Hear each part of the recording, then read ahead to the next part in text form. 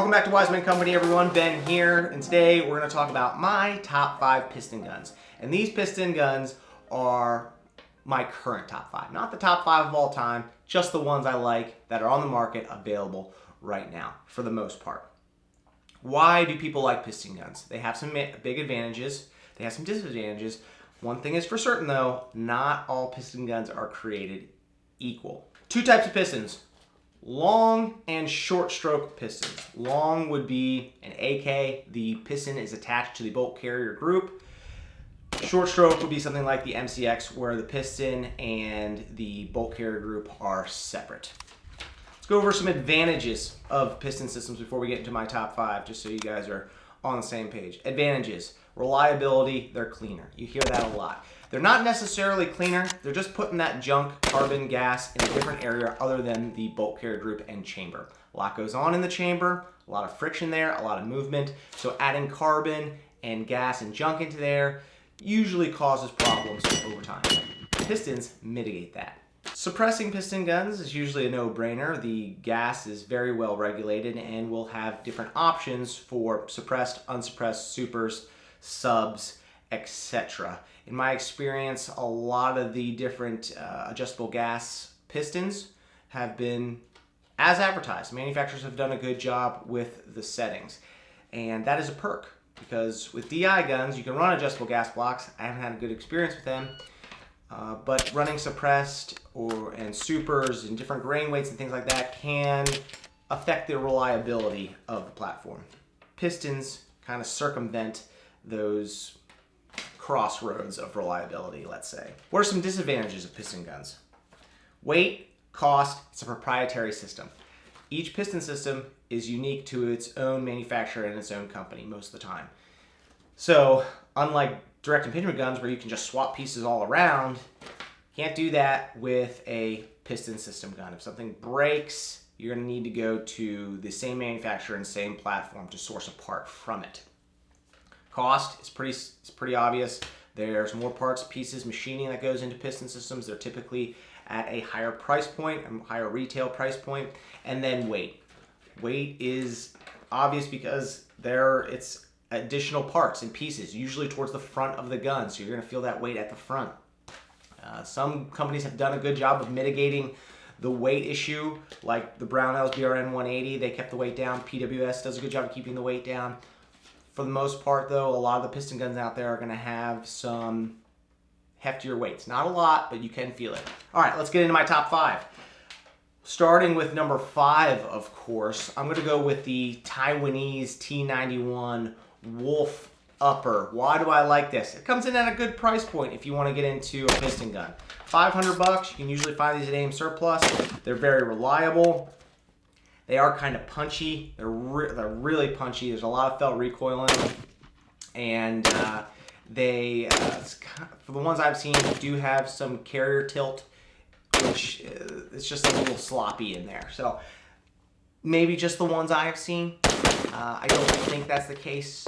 But again, the price point on these is awesome. They're very reliable. You can slap them on an AR-15 lower and have a piston gun. They'll probably last you a long time. So Wolf T91, find them all over the place. They come in different sizes, 12.5 inches in this video. You can find them in 16, 14.5, and I think that's it. So I don't know if you're going to see the 12.5s anymore imported into the United States. That's just what I've heard. Don't quote me on that. If you get a chance to get one, definitely do it. They're awesome little piston guns. Number 4, no surprise here, the AK platform. It's tried and true. There's a lot of great aftermarket support for AKs right now. I've seen some really cool AK builds as of recently. Kind of that Elysium look. If you've never seen the movie Elysium, go check it out. And there's just some really cool cyborg / apocalyptic type builds that are really cool. They're tried and true platforms if you're getting a good, well-built AK from a reputable manufacturer. And again, a lot out there to accessorize an AK with. So I gotta keep AKs on my list. I like them. I don't own any anymore. I think I'm gonna change that in the future. Number 3, the CZ Bren. I've shot this gun in a few different configurations. Love it. I wish CZ would make more available. I don't own any. I borrowed a buddy's for this video. It's SBR, as you can see.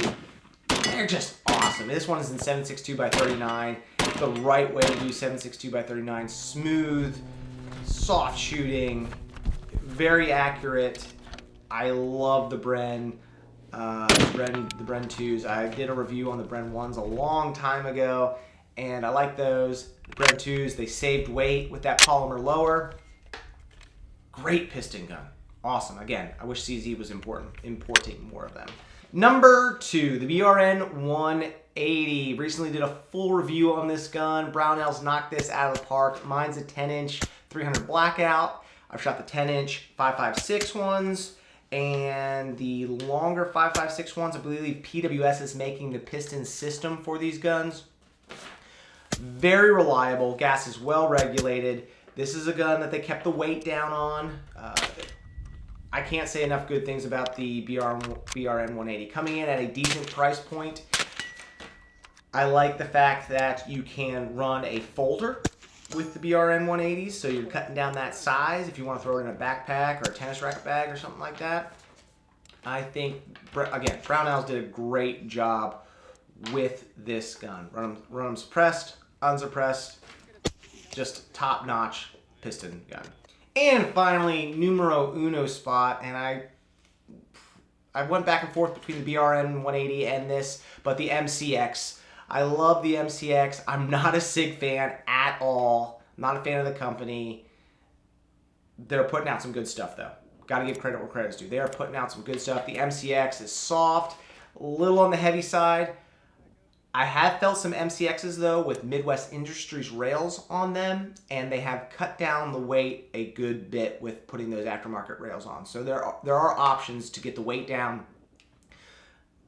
Folder plus, reliability A+, gas is well regulated, easy to take apart and clean. My MCX has a lot of rounds on it. It's the one I carry to the ranch every single day, most of the time. And just a great gun, great gun. And even the blackouts, the little tac ops ones that you see, awesome. Love the MCX. Apparently they're getting really hard to find. I wish SIG would put more of those out. I think they're filling European contracts though, mostly. That's just what I've heard. So it would be nice. I know you guys would like to see more MCXs on the market and available because they are good guns. A little pricey.